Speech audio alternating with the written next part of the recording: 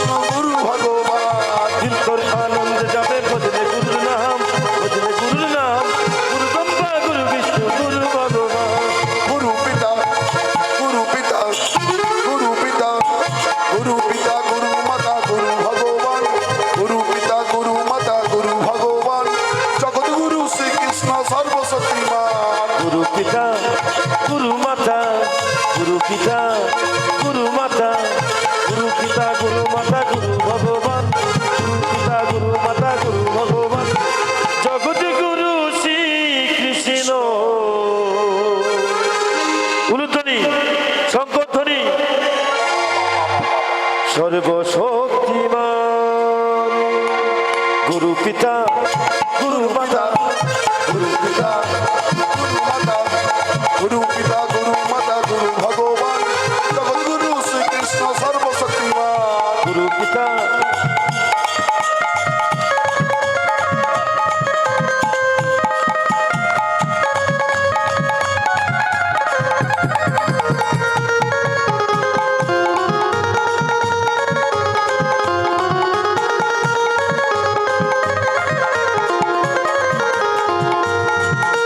গুরু পিতা গুরু মাতা গুরু ভগবান। গুরু পিতা গুরু মাতা গুরু ভগবান। জগৎ গুরু শ্রীকৃষ্ণ সর্বশক্তিমান। জগৎ গুরু শ্রীকৃষ্ণ সর্বশক্তিমান। জগৎ গুরু শ্রীকৃষ্ণ সর্বশক্তিমান। জগৎ গুরু শ্রীকৃষ্ণ সর্বশক্তিমান। জগৎ গুরু শ্রীকৃষ্ণ সর্বশক্তিমান।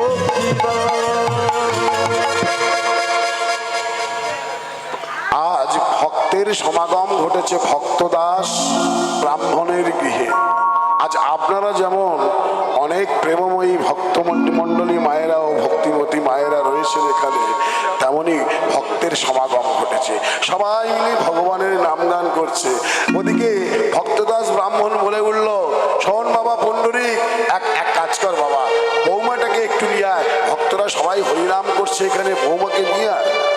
পুণ্ডরীক বলে উঠল, বাবা আমি যাচ্ছি ঘরে, তোমার বৌমাকে নিয়ে আসতে পাই। আর ভক্তদেরকে সঙ্গে করে নিয়ে ভক্তদাস ব্রাহ্মণ কি করছে? ভগবানের নাম গান করছে। হরি হরয়ে নম কৃষ্ণ যাদবায় নম। হরি হরে নম কৃষ্ণ যাদবায় নম। হরি হরয়ে নম কৃষ্ণ যাদবায় নম। হরি হরে নম কৃষ্ণ যাদবায় নম। আবার যাদবায় মাধবায় কেশবায় নম। যাদবায় মাধবায় কেশবায় নম। আবার যাদবায় মাধবায় কেশবায় নম। যাদবায় মাধবায় কেশবায় নম। গোপাল গোবিন্দ রাম শ্রী মধুসূদন। গোপাল গোবিন্দ নাম শ্রী মধুসূদন। গোপাল গোবিন্দ রাম শ্রী মধুসূদন। গোপাল গোবিন্দ নাম শ্রী মধুসূদন। আবার গিরিধারী গোপীনাথে মদন মোহন। ও গিরিধারী গোপীনাথ মদন মোহন। আবার গিরিধারী গোপীনাথে মদন মোহন। ও গিরিধারী গোপীনাথ মদন মোহন। শ্রীকৃষ্ণ চৈতন্য অদ্বৈত সীতা। ও শ্রীকৃষ্ণ চৈতন্য অদ্বৈত সীতা। শ্রীকৃষ্ণ চৈতন্য অদ্বৈত সীতা। ও শ্রীকৃষ্ণ চৈতন্য অদ্বৈত সীতা। আবার শ্রী গুরু বৈষ্ণব ভাগবত গীতা। ও শীঘ্র বৈষ্ণব ভাগবতের গীতা। আবার শ্রী গুরু বৈষ্ণব ভাগবত গীতা। শ্রী গুরু বৈষ্ণব ভগবতের গীতা। বৈষ্ণবেরও বৈষ্ণব আবার বৈষ্ণব গোসাই। বৈষ্ণবেরও বৈষ্ণব আবার বৈষ্ণব গোসাই। বৈষ্ণবেরও বৈষ্ণব আবার বৈষ্ণব গোসাই। বৈষ্ণবেরও বৈষ্ণব আবার বৈষ্ণব গোসাই। অব কলিযুগ উদ্ধারিতে আর কেহ না। ও কলিজীবের উদ্ধারিতে আর কেহ না। অব কলিযুগ উদ্ধারিতে আর কেহ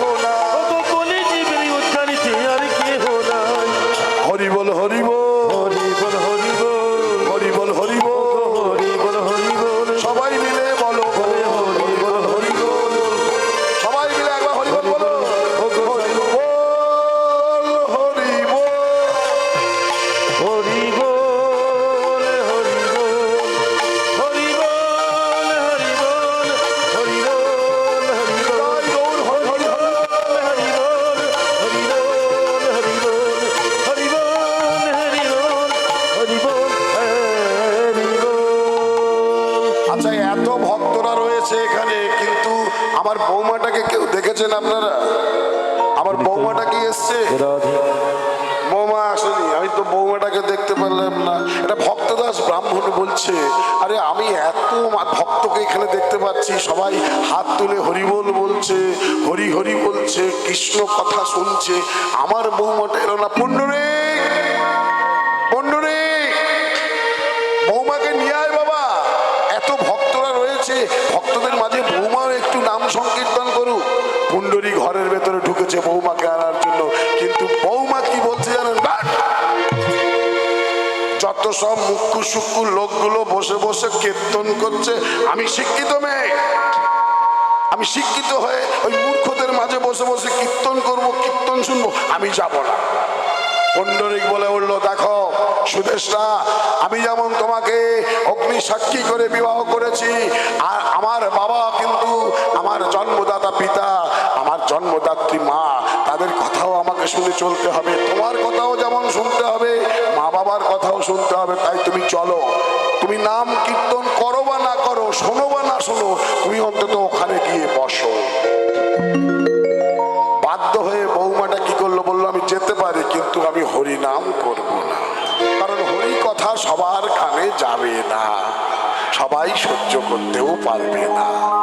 বেশ, তুমি শোনো বা নাই শোনো, তুমি চলো গিয়ে একটু হরিনাম, ওখানে গিয়ে বসো ভক্তদের মাঝে। তাই এলো, এসে বসেছে, আর ভক্তদাস ব্রাহ্মণ আবার ভগবানের নাম গান শুরু করেছে। আপনারাও করবেন নাকি? আর একবার তো হাত তুললেন। ও মায়েরা, আজ তো আপনাদের ধার উঠছে গো, ধার উঠছে। ধার উঠছে মানে কি? মনে করুন আপনারা সোনার দোকান থেকে একটা কাটারি ধার দিয়ে এনেছেন। মায়েরা তো বললো ঠিক আছে। আমি ভুল বললাম? সোনার দোকানে কাটারি ধার দেওয়া হয় না? ঠিক আছে, এখানে ভুল বোঝালে হবে না। কামারশালা থেকে, হ্যাঁ, কামারশালা থেকে একটা কাটারি ধার দিয়ে এনেছেন। এই কাটারিটা নিয়ে, ধারলা কাটারিটা নিয়ে যদি আলমারিতে তুলে রেখে দেন, দরজা বন্ধ করে দেন, 1 বছর পরে যদি ওই ধারালো কাটারিটা বার করেন, তাতে আর ধার থাকবে? ধার পড়ে যায়। ঠিক তেমন আজ আপনারা সন্ধ্যা থেকে হরিবোল বলছেন, হাত তুলছেন, আজ আপনাদের ধার উঠছে, কিন্তু ধার উঠে গেল বটে, আবার আপনারা এখানে তো আর 1 বছর কীর্তন হবে না, আপনারা সংসার রূপী আলমারিতে গিয়ে ঢুকে গেলেন।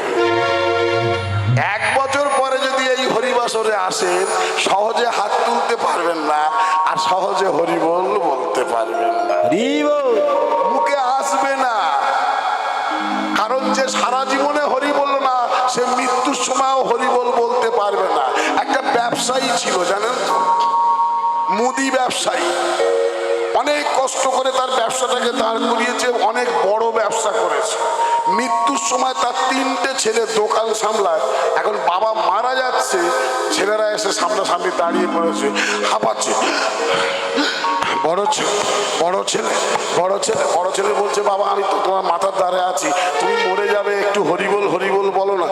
কাউকে দোকানে বাকি দিবি না, কাউকে দোকানে বাকি দিবি না, কাউকে দোকানে বাকি দিবি না।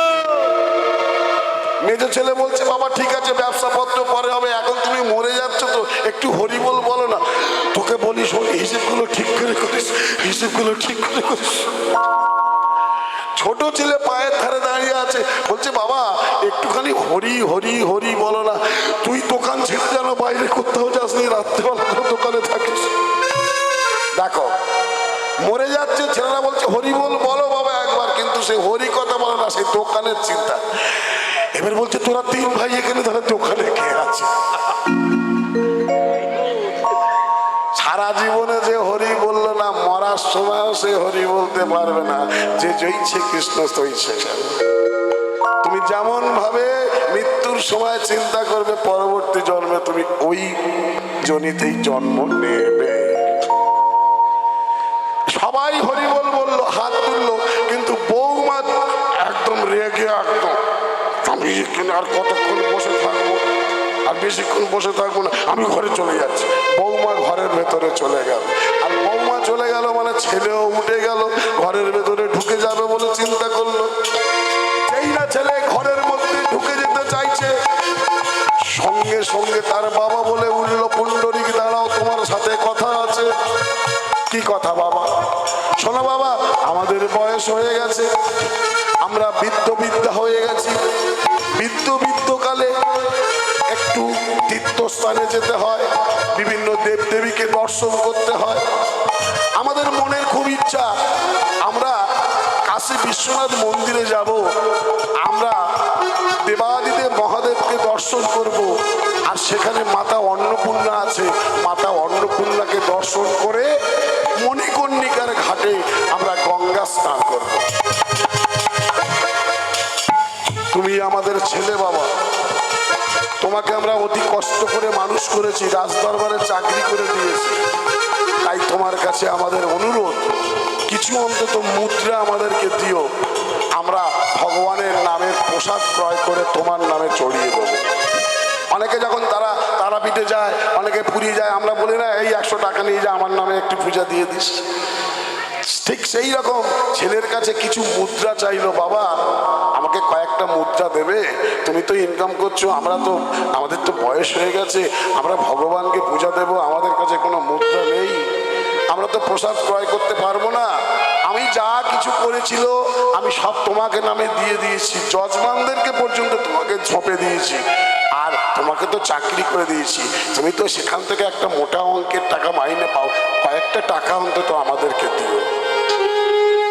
পুণ্ডরীকের মনে ইচ্ছা থাকলেও বাম্মাকে দেওয়ার, বউয়ের প্রতি একটা ভয় আছে, কারণ ওই ঘরের মধ্যে আছে গুরুদেব মানে কি গো, কলিযুগের বউ। হ্যাঁ, আপনার দীক্ষা গুরু যদি বলে শোন না বাবা একটু ভাগবত পাঠ করি, বলে দাঁড়াও আগে বাড়ির গুরুদেবকে জিজ্ঞাসা করে আসি। হ্যাঁ, গুরুদেব যে কথা বলে শাস্ত্র কথা শিষ্যর কানে থাকে না, এক কান্দে ঢোকে আর এক কান্দে বার হয়ে যায়, কিন্তু ওই রাতের বেলা বাড়িতে গিন্নি ঘরের মধ্যে যে কথাটা বলবে সব মনে থাকে। গুরুদেব বলে হ্যাঁ আমি এত কথা বলি তোর মনে থাকে না, তোর বউ যা বলে দেয় বাজার করার জন্য লিস্ট বলে দেয়, সেই বাজারের লিস্ট সব মনে থাকে। বলে গুরুদেব মনে থাকবে না, তুমি যখন বলো কি তখন আমার দুটো কান ফাঁকা থাকে, এক কান্দে ঢোকে আর এক কান্দে বার হয়ে যায়। আর বউ যখন বলে এক কান তো বালিশে চাপা থাকে, যা বলে তাই ঢুকে থাকে। যাই হোক, এখন কথা হচ্ছে কোনো কথা শুনতে চাইলো না, বললো বেশ বাবা তোমরা সকাল সকাল বার হবে তো, আমি কিছু টাকার ব্যবস্থা করে দেবো। ঘরের মধ্যে চলে গেছে পুণ্ডরী, গিয়ে তার স্ত্রীকে বলছে শোনো বাবা মা কাশী বিশ্বনাথ মন্দিরে যাবে, দেবাদিদেব মহাদেবকে দর্শন করবে, মাতা অন্নপূর্ণাকে দর্শন করবে, তুমি কিছু টাকা দেবে। টাকা তো সব তার স্ত্রীর কাছে, আলমারির চাবিও তার কাছে, কিছু টাকা দাও না, বাবা মাকে দেবো। বলো না একদম হবে না,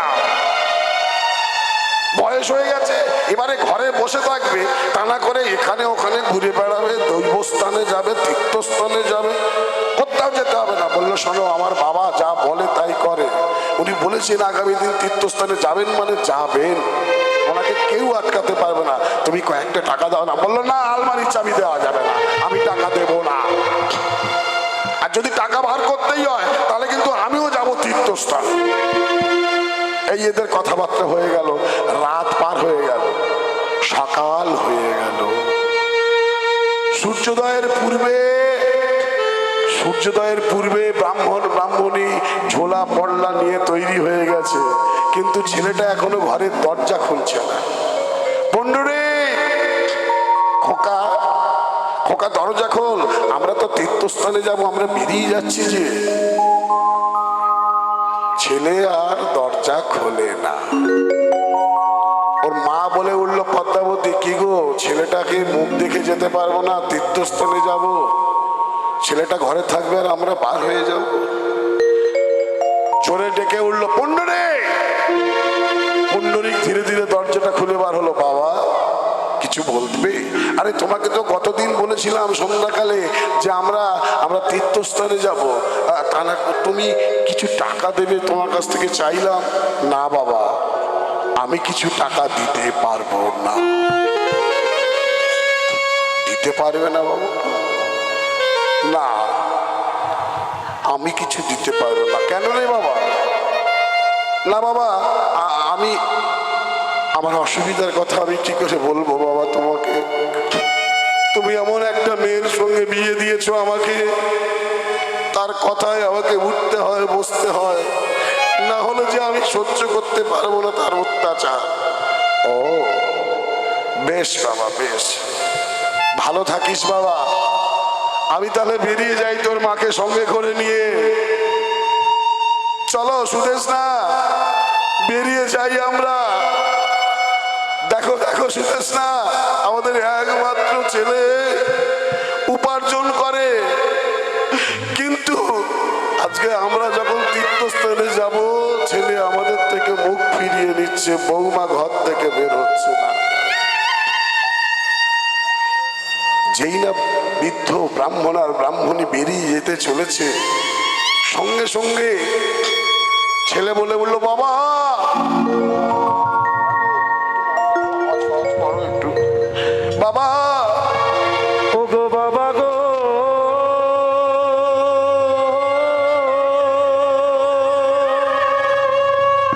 বাবা আমি কেন তোমাদেরকে টাকা দিচ্ছি না জানো? একটাই কারণ। কি কারণ? বাবা আমরা দুই স্বামী স্ত্রীও তীর্থস্থানে যাব। বাবা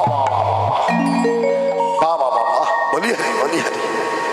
এই তো তুই তোর স্ত্রী, আমি আর তোর মা চারজনে মিলে যাব। একটা ঘোড়ার গাড়ি কর বাবা, ঘোড়ার গাড়ি করে চারজনে মিলে আমরা হরিবোল বলতে বলতে আমরা কাশী বিশ্বনাথের উদ্দেশ্যে চলে যাব। ছেলে বলে উঠল, না বাবা তুমি আর মা হাঁটতে হাঁটতে যাও। আমি আর তোর মা হাঁটতে হাঁটতে যাব? হ্যাঁ বাবা, তুমি আর মা হাঁটতে হাঁটতে যাও। তাহলে ঘোড়ার গাড়ি? ঘোড়ার গাড়িটা করেছি আমার স্ত্রীর জন্য। চমকে উঠল, বলিস কি রে বাবা, তোর মা বৃদ্ধ হয়ে গেছে, হাঁটতে পারে না, পায়ের যন্ত্রণা, তোর মাকে নিয়ে আমি হাঁটতে হাঁটতে যাব, আর তুই তোর সুন্দরী স্ত্রীকে ঘোড়ার গাড়ি করে নিয়ে যাবি? হ্যাঁ বাবা, তোমরা বেরিয়ে যাও। দেখো দেখো সুদেশ না, এই তোমাদের সন্তান। এই সন্তান শীতকালে যখন বিছানায় প্রস্রাব করে দিত, তার যাতে না কষ্ট হয় তাই তুমি তাকে বুকে করে নিয়ে শুয়ে থাকতে। সেই সন্তান আজ আমাদের দিক থেকে মুখ ফিরিয়ে নিয়েছে। বেশ বাবা, ভালো থাকিস, ভালো থাকিস বাবা। যদি বেঁচে থাকি হাঁটতে হাঁটতে যাব তো বৃদ্ধ বৃদ্ধা, যদি বেঁচে থাকি আবার দেখা হবে তোর সাথে। আর যদি রাস্তার মাঝেই আমাদের মৃত্যু হয়ে যায়, আমাদের নামে গঙ্গায় গিয়ে একটা করে পিণ্ডদান অন্তত করে দিস। ভক্তিমতী মায়েরা, ভক্তমণ্ডলী বাবারা, আজ আমরা সন্তান নেই কেন? কিসের জন্য? বৃদ্ধকালে খাওয়াবে বলে, নাকি ওই মরে গেলে পিণ্ডদান দেবে? আরে যে সন্তান তুমি বেঁচে থাকতে তোমাকে পিণ্ড দিচ্ছে না, খেতে দিচ্ছে না, মরে গেলে সে কি করবে সেটাকেও আমি জেনে বসে নেই। তাই এখনো সময় আছে, সাবধান। বেরিয়ে গেল ঝোলা পুল্লি নিয়ে। শোনো শোনো পদ্মাবতী, এই কলিযুগ, এই কলিযুগে 7 কলসি দুধে 1 কলসির সঙ্গে যদি মাপা হয়, 1 কলসিতে 7 কলসি পরিপূর্ণ হবে, কিন্তু 7 কলসি দুধে 1 কলসি পরিপূর্ণ হবে না। কি বোঝাতে চাইলাম আমি? 1 কলসি দুগ্ধ সমান এই কলিযুগে আপনাদের মতো এক একটা মা, আর 7টা কলসি সমান 6টা 7টা ছেলে মেয়ে। অনেক যারা বৃদ্ধ মায়েরা আছে দেখবেন, এখন তো 1টা 2টো করে সন্তান, এখন তো 1টা 2টো করে সন্তান। আগে যারা বৃদ্ধ মায়েরা, যাদের অনেক বয়স হয়ে গেছে, একটু খোঁজ খবর নিয়ে দেখবেন, অনেক মায়েদের 6টা 7টা 8টা করেও ছেলে মেয়ে ছিল। মা নিজে খায়নি, লোকের বাড়িতে মুড়ি ভেজে, কারোর মাঠে কাজ করে, কারোর ঘরদোর পরিষ্কার করে যা একটু খাবার পেয়েছিল বাবুদের বাড়ি থেকে, নিজে অভক্তি থেকে ছেলে মেয়েদেরকে খাইয়েছে, অন্তত বাঁচিয়ে রেখেছে, মানুষ করেছে।